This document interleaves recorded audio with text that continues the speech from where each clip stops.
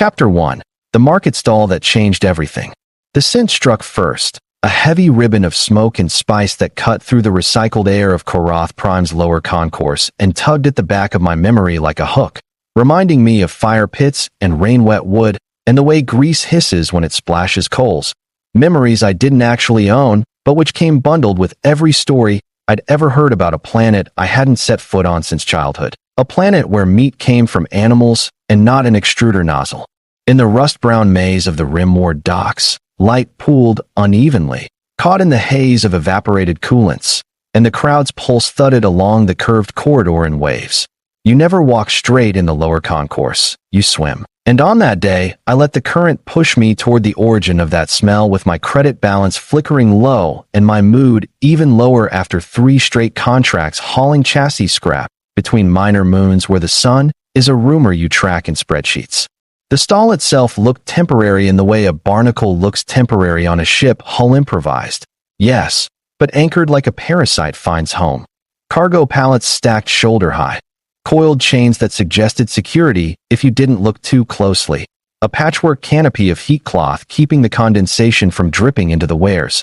And, front and center, a line of hooks where slabs of red gold flesh glistened like varnished cedar under strips of buzzing violet lamps calibrated to make anything organic look a touch more heroic than it deserved. The sign said Saurian Hind in gigantic, friendly letters, and under that, in much smaller type that flickered and went dead, a disclaimer disavowing liability for unexpected bioreactivity, which in the lower concourse means either excellent flavor or a trip to the medical bay. The merchant had more teeth than anyone strictly needs, translucent little blades that flashed whenever he laughed or bargained or breathed too deeply, and his scales gave off a pearly sheen like polished onion skin. His eyes set back in a way that told me he could watch the crowd even while he talked to me, which meant he'd lived long enough to count change twice and learn never to fall in love with a sale until the credits actually cleared.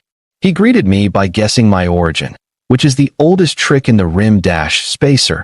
Independent, ship older than you but better maintained than you are, looking for something that tastes like an apology you never got. And I should have smiled and moved on, but the meat really did look good, not gray like synth protein, not pink like vat-grown chicken, but a red that shaded into gold along the grain, marbled with veins that picked up the violet lamp glow until I couldn't tell if the shimmer came from fat or fluorescence. He described it in low, conspiratorial tones as if the station's cameras were only interested in volume, not secrets, telling me about low-world jungles and nomad herds and spices the herds ate that perfumed the muscle from the inside out, so that every bite came pre-seasoned, and somewhere between, cut it so thin you can see grief through it, and sizzles like a small thunderstorm. My resistance failed, and I asked the price, bracing for insult and the special brand of humiliation that comes when a merchant looks into your wallet and finds a joke.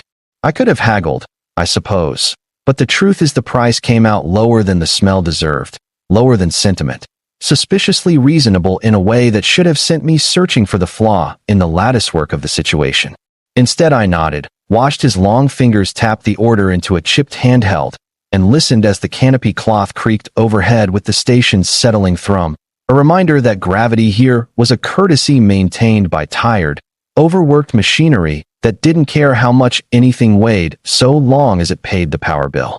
He insisted on full experience delivery, which meant I didn't just walk away with a wrapped slab.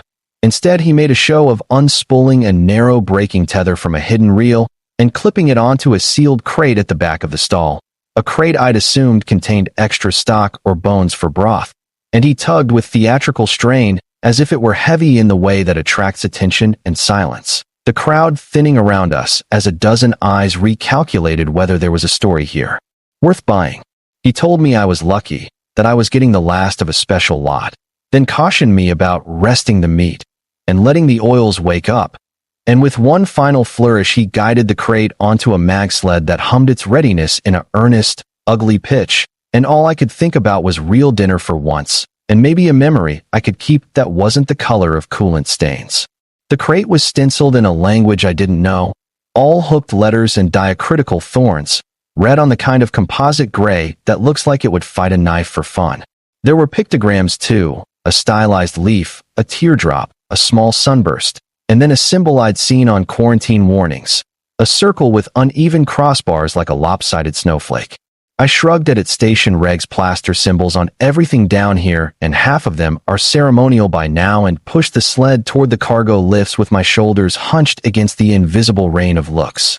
This is the part where, in the stories, someone taps your shoulder and asks if you're sure, or a kid points out the obvious problem and saves you from yourself.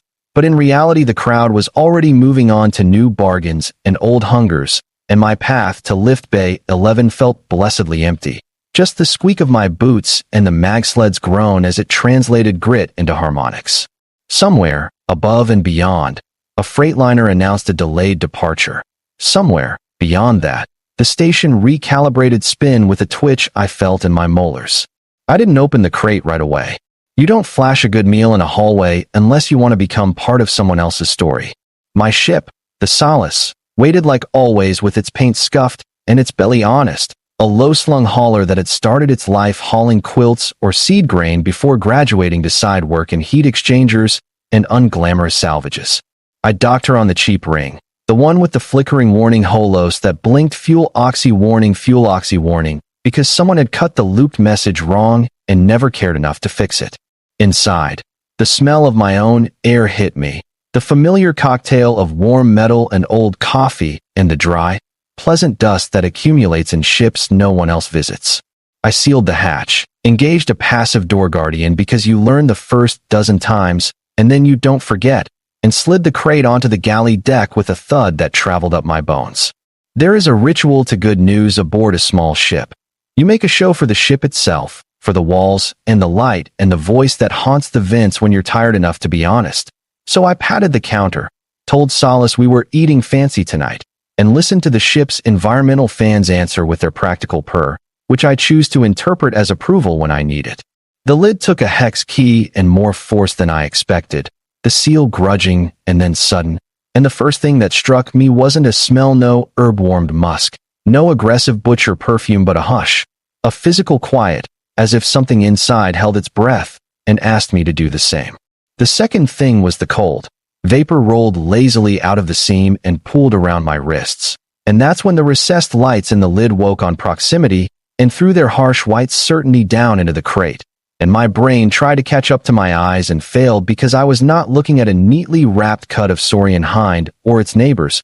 I was looking at two elongated capsules cupped in shock foam, each the size of a coffin but more elegant, each braided with slender conduits that glinted yellow under the lid lights, each capped with a small window fogged by its own exhalations. The pictograms on the capsule rims matched those on the crate, and the lopsided snowflake symbol repeated at each lock point. And in the slow widening of the fogged windows, I saw not muscle but skin, not marbling but translucence, and then a line of lashes pressed against the inside of one window like a drawing I would later learn to fear and trust. There are several ways to panic, and I chose the quiet one. The clamp down where your breath gets shallow and your hands get very precise, and you speak to yourself only in statements. These are not meat. These are people. These are not supposed to be here. I did not buy this. Someone made a mistake, or I made a mistake, or a mistake is happening to me in real time. Do not touch. Do not breathe. Do not be the person who opens a thing you cannot close. But the capsule on the left made a soft chime that I felt in my teeth like the station recalibration, and a line of glyphs scrolled along the rim. And while I could not read the language, I can read machines, and this was a machine telling me it had completed a cycle, and would I kindly continue the second step, or else?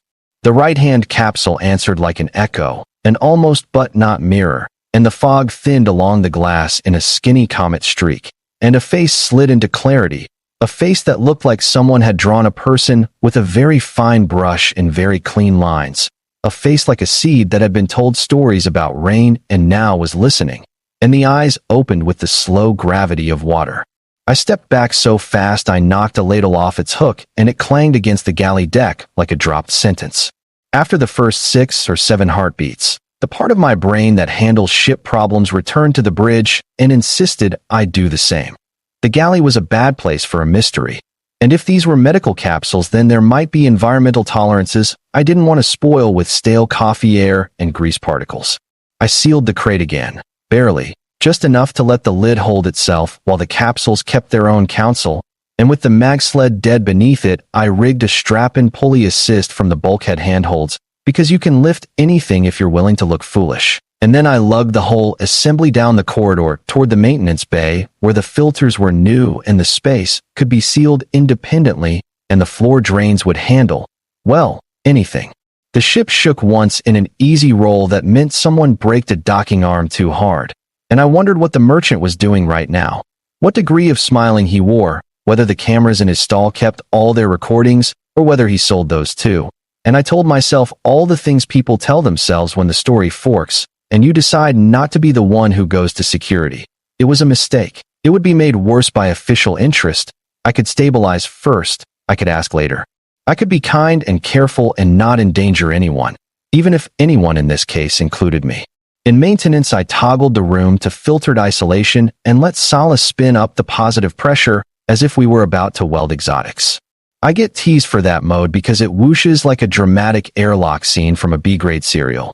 But it also keeps whatever is in from getting out, and whatever is out from getting in, and it makes me feel like I'm doing things properly, which is a currency of its own.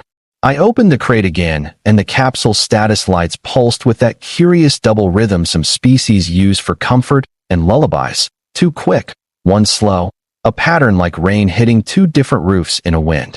The left-hand capsule displayed a series of diagnostics that, blessedly, offered schematics. Pipes are pipes in any language, and I traced the loop of feed lines, the oxygen recycling and humidity management, the microheater coils along the spine that provided warmth not just broadly, but in carefully zoned patches, as if the occupant would be angry if her left ankle ran 3 degrees colder than her right. The right-hand capsule was the same, a matched pair, but someone had overwritten its display with a hand-drawn note that the scanner rendered as a mess of dots until my eyes stopped trying to translate and instead recognized shape. 2 interlocked rings and a line between, the ancient sign for siblings because you don't need a word when you can draw a bridge. The first voice I heard in that room was my ship's, which is to say it was my own voice reflected by the air and the fans, and whatever ghost metal holds onto guilt and throws it back born again as advice. We should call Station Med. I told the empty room in a tone that suggests responsibility is a coat you can find and slip on if you pat the right countertop. We should figure out if this is some kind of dash, and here I avoided half a dozen accurate words that add up to trafficking, because my stomach turned at their edges. Dash, misdelivery.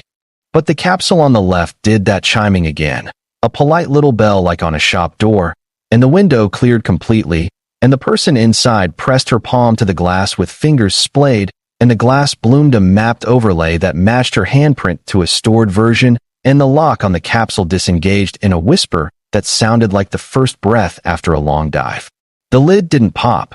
It eased, like a conscientious baker opening an oven to check bread without letting the heat escape too fast, and with the faintest seam of warmer air I smelled not meat but a dry, grassy note with something floral braided through it, and a clean salt that reminded me of station-side laundry on a good day, a scent that managed to smell like a new beginning and a warning both at once. She emerged with the grace of someone who knows their body and gravity, which surprised me. I'd expected stumbling, a half-collapsed theater of trembling calves, but her movement was a spill, not a step, controlled, careful, balanced, like a dancer who understands that performance is 90% management of small catastrophes. Her skin was pale in a way that isn't lack of sun but a choice made by distant ancestors. It held the faintest undertone of green like jade diluted with milk. Her hair didn't so much fall as gather itself along one side like a dark river trained to run in a particular channel. It carried the same jasmine salt smell as the capsule, and when she turned her head the strands picked up the maintenance bay light and returned it as a soft, directionless sheen. Her eyes were dark, not black. There were colors in there if you stared long enough, a deep teal and a ring of amber around the pupil that tightened when she focused on the room's corners and the crate, and finally on me. At which point I became aware of my jumpsuit's coffee stain and the scorch on my sleeve from a heat exchanger that had refused to die quietly. She became aware too, I think, because her mouth softened by a fraction in what any species would recognize as a permission. This person is not a threat at this time. The first thing she did was check the other capsule, hands quick along the seam, fingertips running the little raised dots that must have been instructions because she pressed one and then another in a sequence, and the second capsule began warming faster with a hum that deepened into a purr, and it occurred to me that whatever else was true, these two were not cargo to each other. They were companions whose patterns included each other so tightly that the space between them felt like an error. She spoke then, not to me but to the capsule, a string of sounds that were music the way some languages get when they stay close to the breath, and the lid eased open and the second emerged more slowly, as if the world required renegotiation before accepting her again. She was taller by a thumb's width, hair a shade lighter, eyes the same complex dark with the amber ring, mouth set firmer at the corners in a way that made her look like she had learned to say no before yes as a matter of survival. They were not identical. Sister is a constellation, not a copy, but they shared a geometry of cheekbone and brow and the same small scar along the right wrist, a crescent that made me think of teeth until I noticed it lacked the raggedness of a bite and instead looked ritual, deliberate, a mark place to be found by people who knew where to look. I said hello the way one says hello to small gods you accidentally let out of a bottle, palms open, voice low, letting the word expand as if it could cushion the room. They both looked at my hands first, the same glance my clients give, gauging whether their mechanic will ruin a delicate thread or coax it into a new life, and then the taller of the two turned her head like a bird noting a distant breeze and replied with a single word that sounded like my hello folded up and ironed neat. The ship's translator is old but game. It hummed in my earpiece, produced a murmur of possibilities, then gave up with a soft click that, in ship language, means feed me data or accept ignorance with humility. I introduced myself anyway, because names are the first bridge you build even if you have to guess the materials, and I told them I was the pilot and crew of this good ship Solace, and that I had believed I was buying meat, and instead I had received them, and that I had not done so with intention, and that if leaving immediately was what they wanted, then I would facilitate without question. The shorter of the two smiled at that, a flash of amusement that made her look less like a being from a crate and more like a person you could borrow a wrench from, and she touched her chest and said, clearly, syllables the translator still refused to accept, then touched her sister's shoulder and spoke again, then pointed at me in a way that wasn't accusatory so much as diagnostic and produced a cluster of sounds that the translator tried to shape and finally hazarded. Keeper. I tried not to wince because there are words you don't deserve and words you fear to deserve, and this one touched both boxes. I told them I was not a keeper, not of people anyway, not in any way that suggested owning, and the taller sister nodded sharply as if she understood the caution if not the grammar, and repeated the word with a different music to it, a descending cadence that made the translator shrug and offer, holder, then harbor, then haven, and I decided I could live with those. They needed water and warmth and information, and I had all three. So I set about providing them with the clumsy kindness of a person who has not had company in a long time and has built habits that always assumed an audience of walls. I gave them the small washroom and a basket of ship clothes that might fit if fate was feeling generous, and they accepted with the politeness of travelers who know that hospitality is an art that sometimes looks like mismatched socks and patience. While they were gone, I resealed the maintenance room door and pulled up the dock node to search shipment codes, because I needed to know where the crate had planned to go next and who would ping me when it didn't arrive, and I found a chain of obfuscations that were almost admirable in their shamelessness. A warehouse with no floor, a buyer that was a consortium of other buyers that were handles on 3 different message boards, a date range that spread like spilled ink and somehow included yesterday and next month. The only thing that seemed real was a reference tag repeating in the metadata like an old curse. Ophelia, 2S.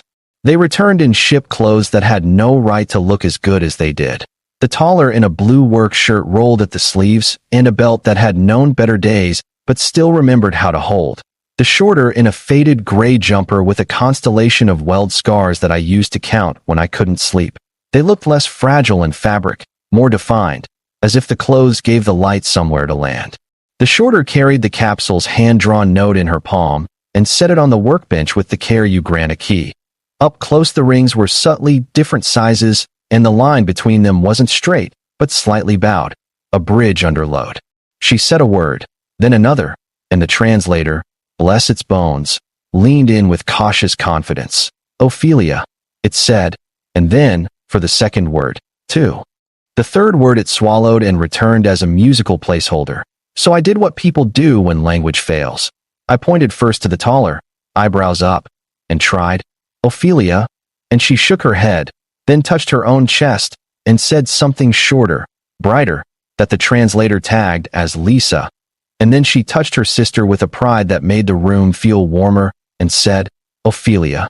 And then the musical third word with an uplift at the end that suggested category, or order rather. Then identity, and the translator fumbled and put out, "Twin. Lisa and Ophelia. Sisters for the price of one headline." I already hated myself for thinking, a bad joke chasing a worse truth.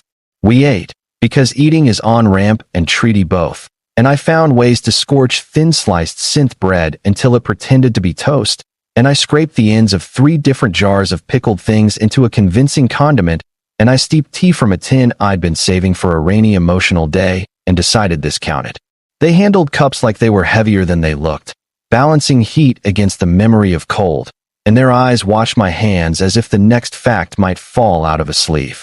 I explained the station's layers and the concept of rent, and the boring poetry of work orders, and the way a ship like mine could make a life out of going where it was asked even when it would rather go somewhere else. They reciprocated with sketches on my old service pad. Quick little diagram notes that mapped something spiral like a city and added dots that might be shrines or vents and lines that might be paths or currents, and I realized that wherever they came from had its own logic of movement that didn't assume hallways or lanes. When I asked about the merchant stall, they looked at each other with the same expression you see in mirrors when an old wound aches at sudden weather, and Ophelia said a phrase slow enough for the translator to catch and offered, "Exchanged without asking," which is a better definition for a lot of crimes than the legal ones we use when we want to feel tidy. I should have gone to security right then, and in the version of this story where I am proud, I did, but pride is a luxury good, and I was trying to afford survival. Instead, I made a smaller plan that could expand later if we were lucky, one that involved getting them out of my ship and into a place where they could breathe without watching the door, a place not owned by people who would translate hospitality as inventory audit. Korath Prime is a spoked wheel of neighborhoods that don't like each other but tolerate their mutual metabolism. The place I chose sat 2 levels up in a pocket of heat exchangers and old circadian gardens that no one tended anymore, where humidity and green memory made a good cover for people who wanted to avoid a camera's glance. I knew a woman there named Yara who owed me 3 favors of different sizes and who kept her promises like they were birds she refused to let fly away. She'd know what to ask and who to bribe, and how to get a one-time identity patch that would hold long enough for real names to find places to land. The problem was getting there without advertising that the meat man's crate had hatched into a problem with legs. We dressed the journey up as trash. Ships always throw things away. Wrap, crates, sponges that have decided their usefulness came from a previous life, filters with histories you don't want on your tongue.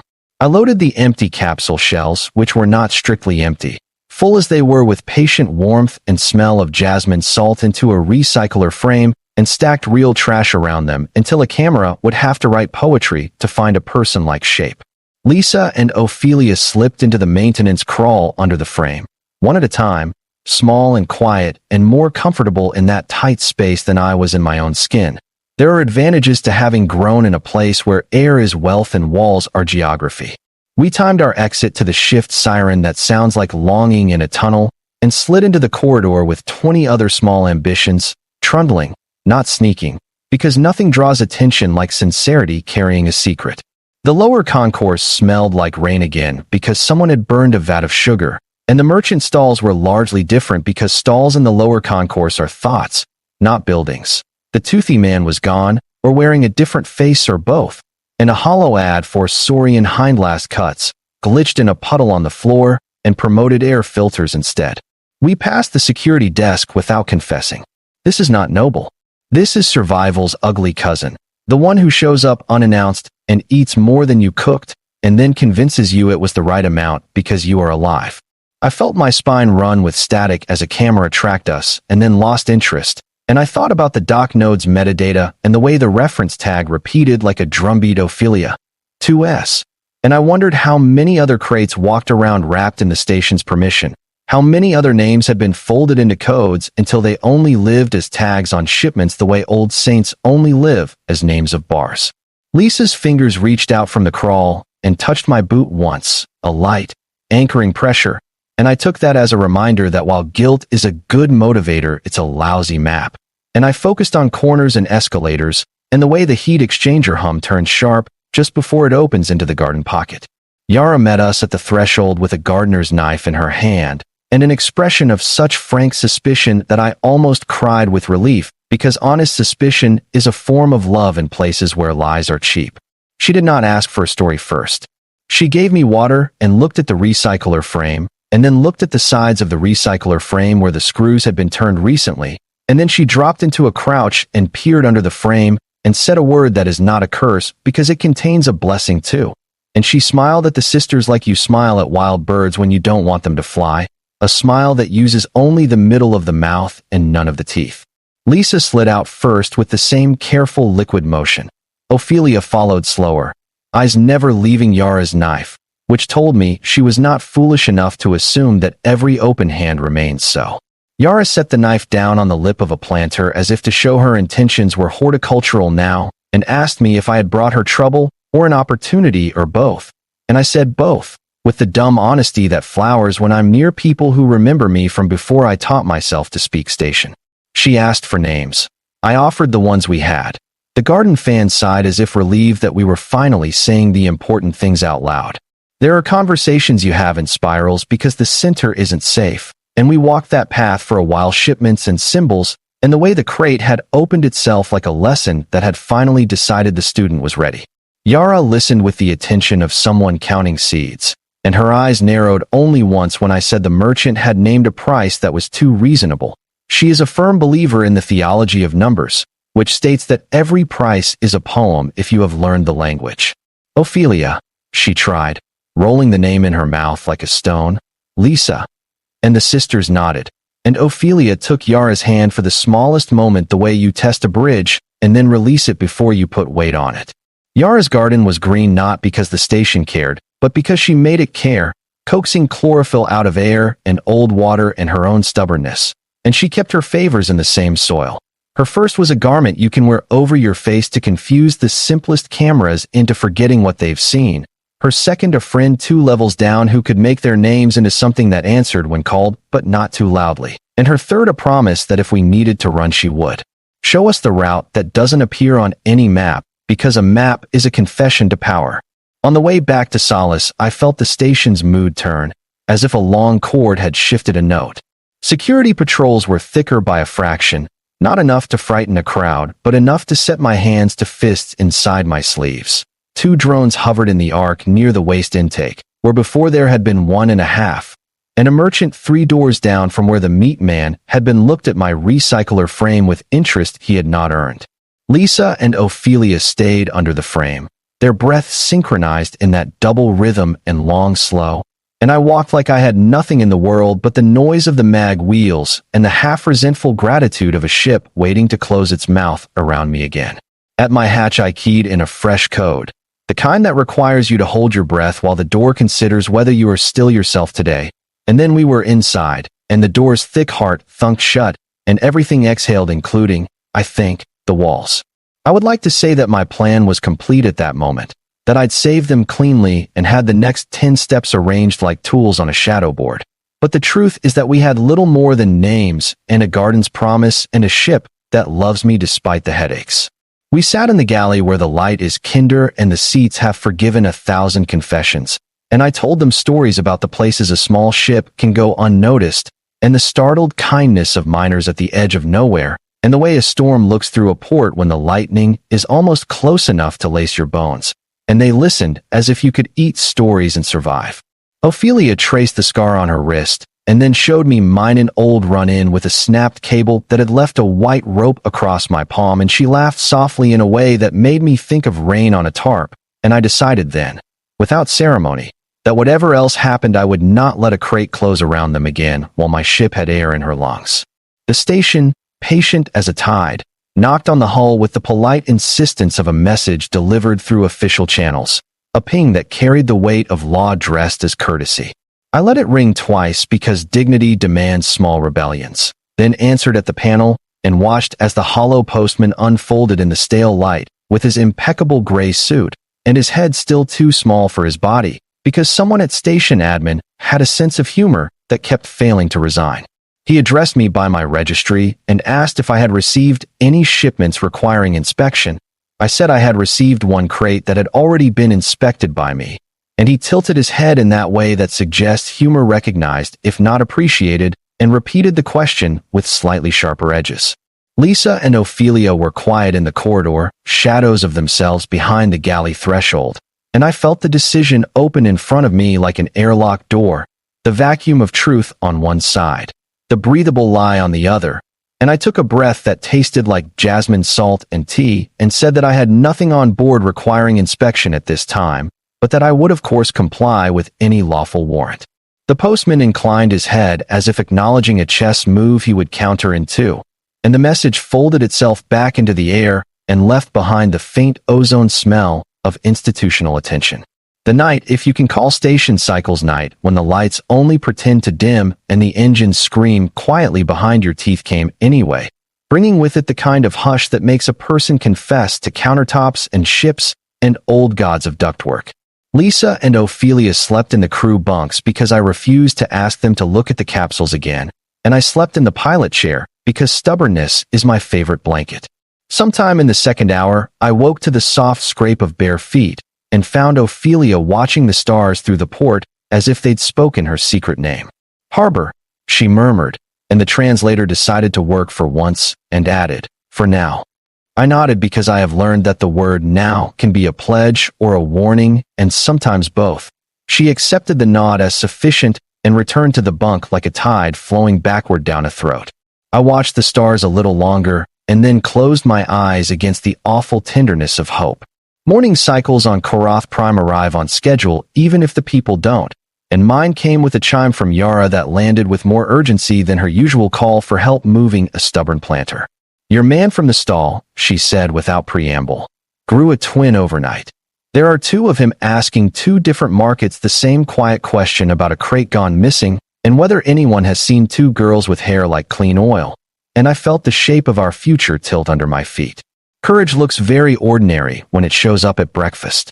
It looks like toast and tea and lists on a service pad and the decision to let your ship cycle the engines for a run you cannot explain to security. It looks like telling two sisters that the safest place is, briefly, further away than this, and asking if their stomachs can handle translation into a longer horizon. It looks like Ophelia's small hand finding Lisa's larger one and tightening with that crescent scar strength, and both of them nodding, as if they had always planned to continue the rest of their lives somewhere else, and me, absurd as a knight in a suit of oil stains, nodding back like a person who had thought he was buying dinner and had instead bought a promise. We undocked in the hour when the station pretends not to yawn. The clamps released with the sigh of an old house letting a door close, and Solace rolled her shoulders and leaned into the gentle, anxious push of maneuvering thrusters like a dog into a leash headed for a long road. I told the tower we were going out for calibration, which is technically true if you calibrate your understanding of what a life can hold by pointing it at the part of the map that doesn't have lines yet. The stars opened in their quiet way, a room for secrets that ask nothing in return, and as the station dwindled behind us, I felt the crate's cold air finally lift out of my lungs, replaced by something warmer and more ridiculous. The belief that for the price of a bad decision, I had purchased not meat but meaning. Two sisters and a story that had chosen me the way storms choose coasts, not because they deserve it, but because they are there, stubborn and shaped like a harbor, ready to hold. Chapter 2. The Price of For Now. The first hours away from Korath Prime were a strange mixture of calm and constant calculation.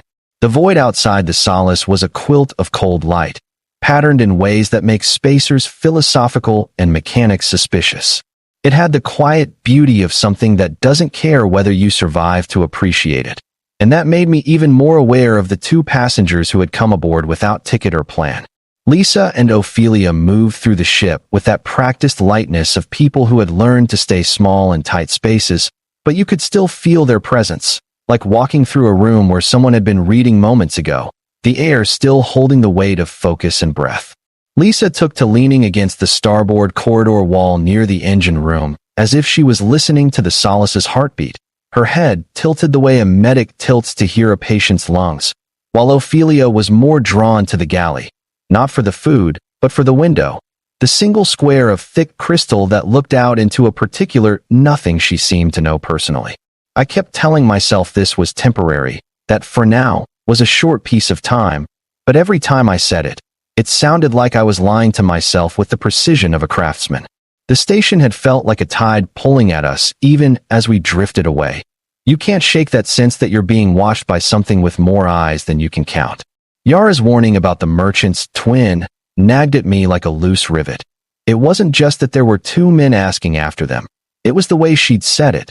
That low register people use when what they mean is something is being manufactured, and you're part of the product whether you like it or not.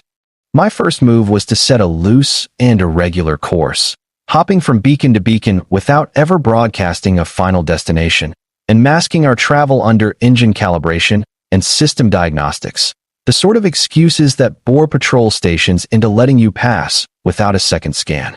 My second move was to figure out exactly what Lisa and Ophelia were running from, because you can't avoid a shadow without knowing the shape it makes. The trouble was, every time I asked directly, they would answer in sideways stories, little metaphors about rivers and tides, and the way some currents carry fish to warmer waters while others drag them under into the cold. It was beautiful language, but language doesn't stop an armed crew if they catch you mid-cycle between gates. On the third day out, I woke in the pilot's chair to find Lisa in the co-pilot's seat, silent and motionless, staring at the navigation readout, as if she could read it without needing the translation overlay.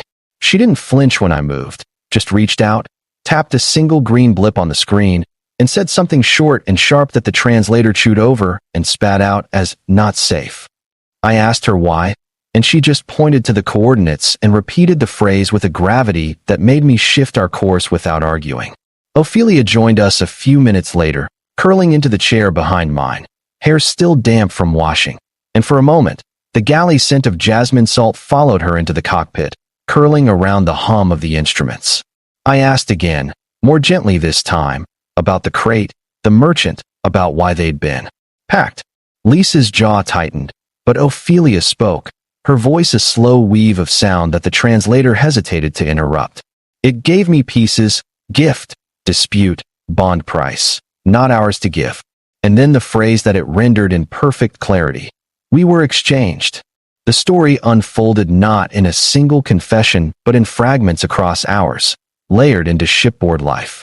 They were from a place they called the archipelago, not of water, but of domes suspended in a giant gas planet's upper atmosphere, each dome a city tethered by long chains and cables to a central anchor station that drifted in the winds. Their people were skilled in biochemistry and weaving air currents into breathable mixtures, but politically fractured. Families were both political units and businesses, and marriages were contracts that sometimes doubled as ceasefires. Lisa and Ophelia had been part of one of those contracts, not as brides, but as gifts, symbolic living tokens to be raised by another family until a particular agreement was honored. Except the agreement broke, violently, and they'd been caught in the unraveling threads. What should have meant a quiet return home turned into something else. Their capsule transport was intercepted, and instead of going back to their family, they were sent outward, into the market networks where living rare goods fetched their own kind of value. The crate I'd bought was not intended for me. In fact, it might not have been intended for anyone on Karath Prime at all, just a waypoint in a longer chain of ownership. Hearing that made something sour coil in my stomach, because I knew how these trades went. They'd vanish into a collection of safe hands, each one selling the idea that they were protecting them, each one just another link in a chain that was always, in the end, about profit. Once a person is tagged in the data web as exchangeable, the tag is like blood in the water. It draws buyers you'll never see coming. Lisa must have read that in my face, because she leaned forward, put a hand over mine on the console, and said something the translator softened into harbor can move. It wasn't comfort, exactly, but it was a reminder. I wasn't chained to Karath Prime.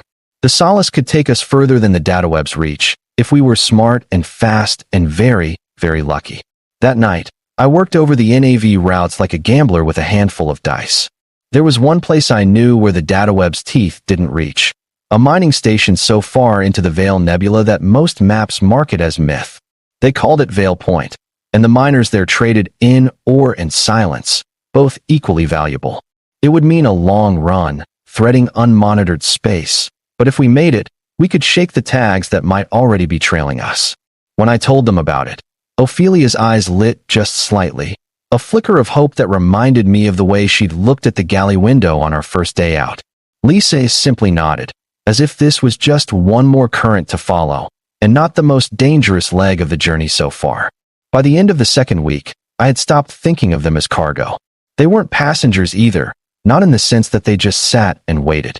They had started learning the ship, how the air scrubbers worked, where the wiring ran behind the paneling, how to fix a loose stabilizer plate with nothing but a wedge of scrap metal and a length of wire. Lisa had a knack for feeling the ship's mood. She could tell when the thrusters were just shy of sync before the diagnostics lit up, and Ophelia had a way with the food stores that made ration bars almost taste like something you'd want to eat twice. The solace felt different with them aboard, less like a machine I coaxed along alone, more like a living thing with a small crew that actually listened when she whispered. But I also knew that the closer we got to Veil Point, the higher the odds we'd run into someone else listening, someone with a claim, real or imagined, on the sisters. And then, 3 jumps from our destination, the shadow finally found us. Chapter 3, The Shadow on Our Wake. It began with a whisper in the comms array, the kind you don't notice unless you've been listening to the empty for a long time and have learned the difference between true silence and the kind of quiet that's been edited. The Solace's sensors caught it first, a faint, irregular ping that didn't match any beacon or drift marker along our chosen course. Normally, a spacer hears a ping, checks the registry, and finds some overworked cargo hauler broadcasting its ID to avoid fines. This was different. No registry, no handshake, just the low, repeated thump of a locator pulse so faint you'd miss it unless you were already looking for it. I cut our speed by 5% and angled the ship into the deeper folds of the nebula's dust lanes, letting the interference work for us. But the ping followed, adjusting for our drift in a way that told me whoever was out there knew exactly who they were following. Lisa appeared in the cockpit doorway before I could call her, her expression unreadable, but her eyes fixed on the NAV screen where the ghost contact floated like a smudge. She didn't ask what it was, she already knew. Instead, she stepped forward, touched the screen where the ping echoed, and whispered something the translator rendered into 3 possible words: claim, debt, or hunter. None of them were good. The nebula was a strange, living place, its clouds twisting into shapes that seemed to watch you as you passed. Dust plumes rose like towers. Green lightning flickered deep inside the denser knots. Currents of microparticles dragged against the hull with the soft rasp of sand across metal. If you knew the lanes, you could hide in them, let the clouds eat your trail and scatter your heat signature, but it was a gambler's game. Stay too long, and the dust began to erode your shielding. Slip too far into a current, and you'd be dragged light years off course. I threaded us through the lanes carefully, adjusting every few minutes to keep us in the blind spots. But every time I thought we'd shaken the shadow, the ping came back, closer. Ophelia joined us next, sliding into the co-pilot's chair and studying the screen. Her fingers traced a shape in the air, 2 parallel lines converging, then splitting again, and when I asked, she explained, haltingly, in her language, with the translator catching maybe half, that it was a hunting pattern. Whoever was behind us wasn't just chasing. They were hurting us, pushing us toward a place where the trap would close. I weighed our options. Running straight for Veil Point might work if we burned the engines hot enough, but that would light us up like a flare on every scanner between here and the station. Doubling back was suicide. If they were hurting us, that meant the space behind was already netted. That left the third choice: cut through the hollow. Every spacer knows the hollow by reputation. It's a collapsed section of the nebula where a micro-wormhole experiment went wrong centuries ago, leaving behind a region of twisted gravity wells, fractured space-time, and wreckage, a graveyard of ships that thought they could chart a faster route and never made it out. But it also meant no scanner could get a clear read inside. And if you knew the coordinates of the stable pockets, you could slip through unseen. I knew them. Barely. My last run-through had been 10 years ago, and I'd sworn never to try again. Now, I didn't have the luxury of keeping that promise. Lisa didn't flinch when I told them the plan, though Ophelia's eyes darkened like a storm tide pulling back before it crashes. "It's bad," she said, the translator finally getting something word perfect, but she didn't argue. The truth was simple. The hollow was bad, but being caught was worse. I set the coordinates for the first stable pocket, engaged the inertial dampers to their maximum, and felt the solace shiver as we crossed into the hollow's edge. Immediately, the universe warped, the stars bent in strange arcs across the viewports, their lights smearing into colors I'd never seen before, while the ship's instruments flickered between readings that made no sense. The gravitational tides tugged at us from a dozen directions at once, and the inertial dampers growled under the strain. Lisa braced herself against the bulkhead, one hand gripping the overhead rail, while Ophelia slid into the harness beside me, her jaw set tight. The shadow followed us in. That much was obvious. Its ping dissolved in the chaos, but every so often, a flicker of movement on the scanners hinted at its presence, slipping between the same unstable lanes we were navigating. They were good, better than I wanted to believe, and that meant they weren't just merchants trying to reclaim lost goods. This was a professional retrieval team, the kind that could find you anywhere, and the fact they'd followed us this far meant someone had paid a lot to get the sisters back. The hollow gave us one advantage, though. It was alive in its own way. Space folded and twisted, currents of debris spiraling in slow storms, shattered fragments of ships tumbling in endless loops. I used those loops to mask our position, sliding the Solace behind a massive slab of hull plating that might once have belonged to a battleship, letting it drag us deeper into the maze. For a while, it worked. The contact vanished entirely from our scanners, and I dared to hope they'd lost us. That hope lasted until we hit the third pocket. The ship's proximity alarms screamed, not for the hunter, but for the field ahead.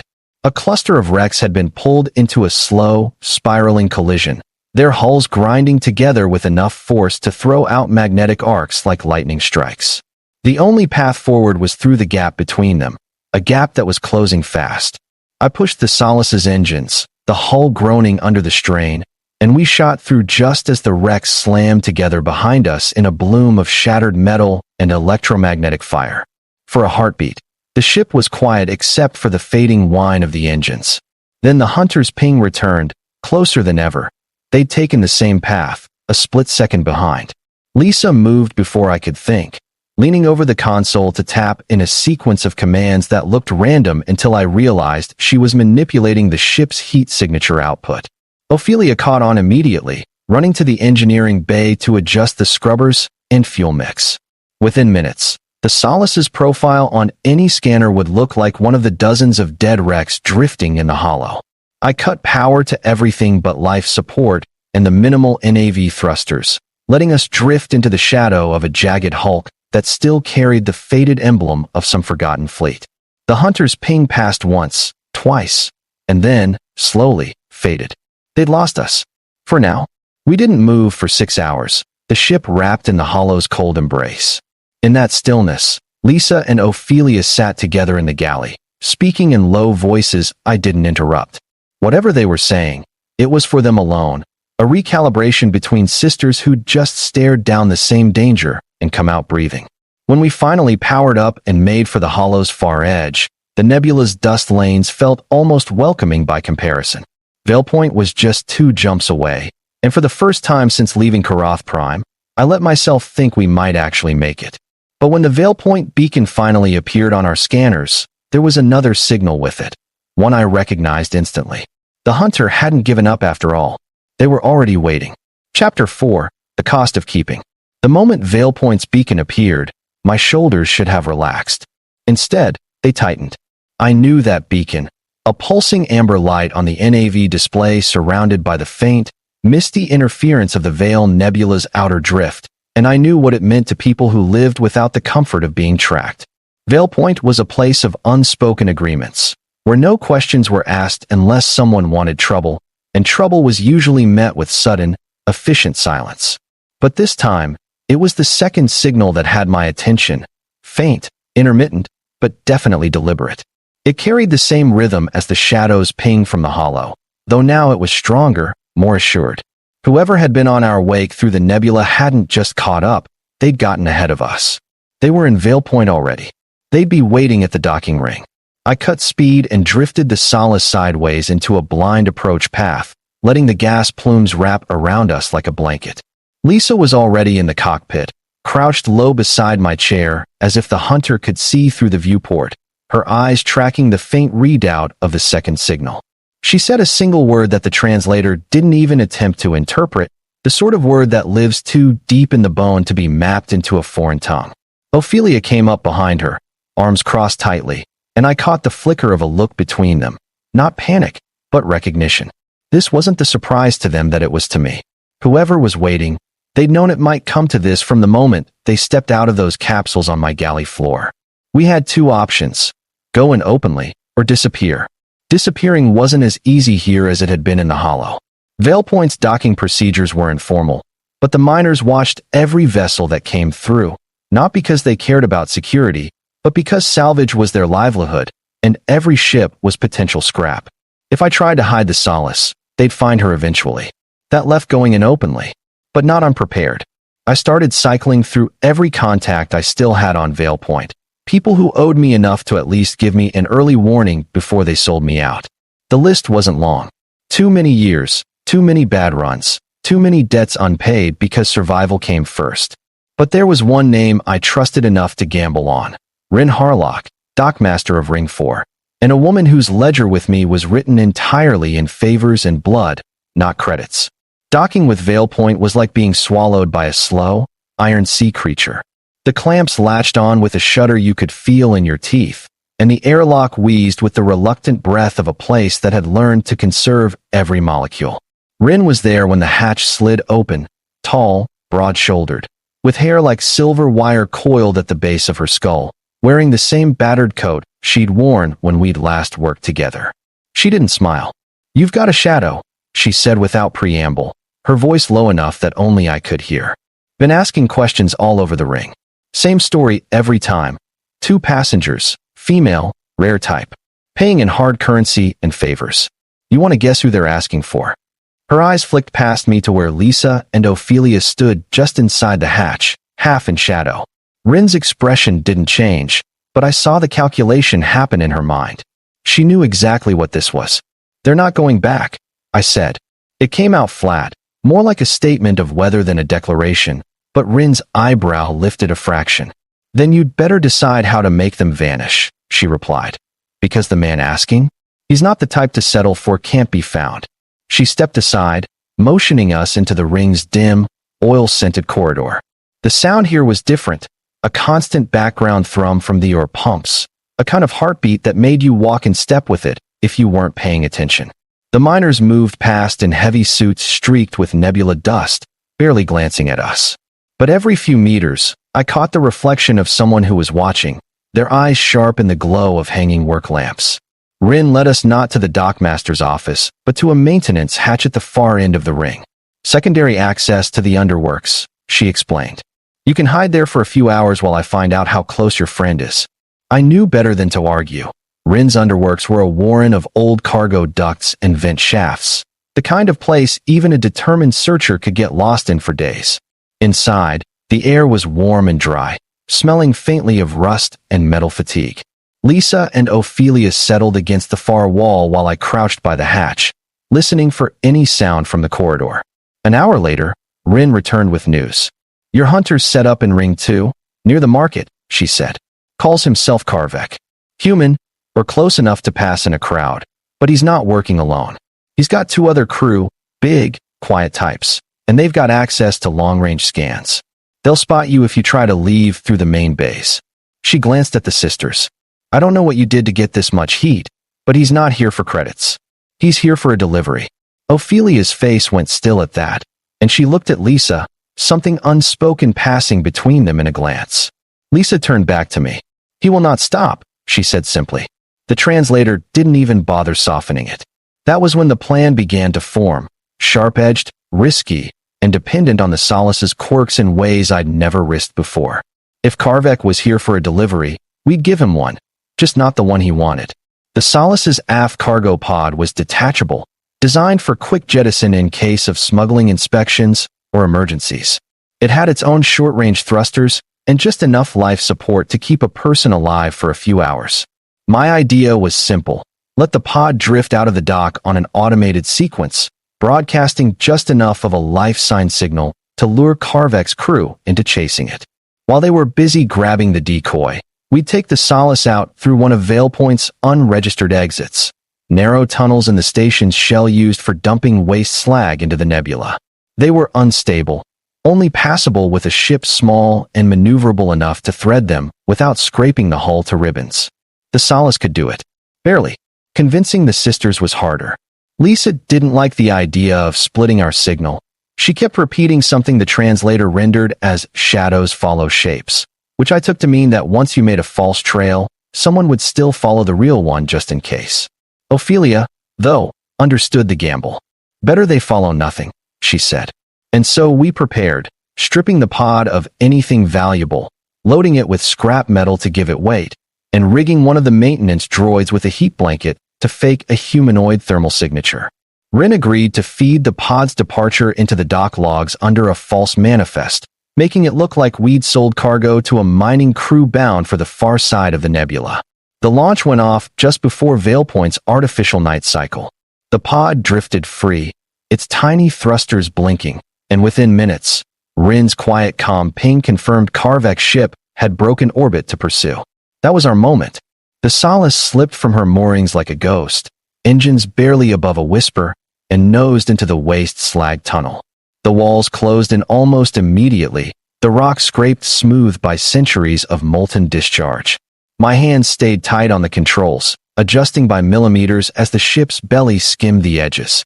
Behind me, I could hear Lisa's slow, deliberate breathing and Ophelia's quiet hum, some kind of steadying rhythm in their own language. When we burst out into open nebula again, it felt like coming up for air after too long underwater. The waste tunnel had spat us out on the far side of Veilpoint, masked by one of the nebula's densest dust clouds. No sign of Karvek's ship, no ping on the scanners, just the soft crackle of static as the dust played against the hull. We kept running, putting as much distance as we could between us and the station before easing back to cruising speed.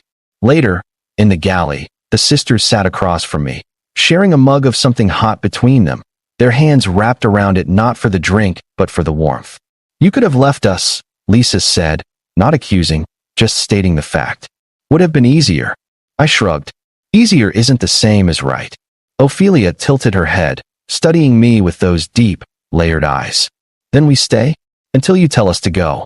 It wasn't gratitude exactly. It was something heavier, more binding. The kind of promise that, once spoken, doesn't break without taking something with it. The Solace hummed around us, steady and content in a way I hadn't felt in years. Outside, the stars wheeled on, indifferent to the choices of three small figures in a ship too old to matter. But inside, there was a harbor. And for now, for as long as we could make for now stretch, it was enough.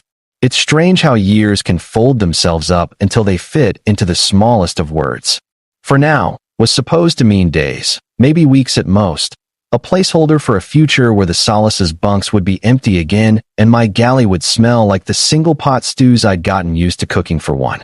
But somewhere between Veilpoint and the 100 little ports we visited after, for now, stopped being a temporary truce and became a quiet fact of life, as natural as the hum of the engine or the way the stars slip past the viewport. Lisa took over the port stabilizer controls within months, her hands reading the ship's balance as if she'd been born in the hull. Ophelia transformed the galley into something that smelled like memory and belonging, learning the art of coaxing taste out of whatever supplies we could barter or scavenge. We stopped calling them passengers. Somewhere along the line, we just called ourselves crew. Karvek never stopped hunting. We heard about him in fragments, stories from dockhands about a man who'd turned up asking questions, a flash of a face in a ports crowd that matched the one Rin had described. But he never found us again. Maybe it was luck. Maybe it was Lisa's uncanny way of feeling when the air around us had changed. Maybe it was because the galaxy is big enough that if you keep moving, even the determined lose your trail. Once, years later, I saw his ship docked in a refueling bay 3 sectors over from where we were making a delivery. I didn't point it out to the sisters. They were laughing over some minor victory in trade negotiations, and I decided that was worth more than dredging up old shadows. Time gave the 3 of us a language of our own. I picked up pieces of theirs, enough to catch the rhythm of their jokes or the weight of a warning. They learned the curses and shorthand of spacer talk, folding it into their speech until it came out colored with their own music. We built a rhythm around runs and repairs, quiet nights and loud ports, sharing the sort of days that don't seem remarkable until you realize you've lived enough of them that you can't imagine what came before. The Solace, stubborn as ever, seemed to approve. Her quirks smoothed out, her engines ran cleaner, and the strange little rattle in her starboard ventral fin, which had haunted me for years, simply vanished one morning as if the ship had decided to stop complaining now that she had more voices aboard to fill the silence. The archipelago never came for them. Whether it was politics, pride, or simply the cost of reaching us, their people stayed away. I never asked if they wanted to go back. They never asked if I wanted them to leave. That was the unspoken agreement, the kind that doesn't need sealing in words because it's already written into the way you move around each other in a narrow corridor without bumping shoulders, or the way the tools end up back in their proper slots without anyone saying a thing. We kept the promise of harbor without ceremony. We carried cargo, fixed ships in backwater stations, sometimes took jobs with more danger than pay, but never the kind that would put us in the path of anyone looking to claim them.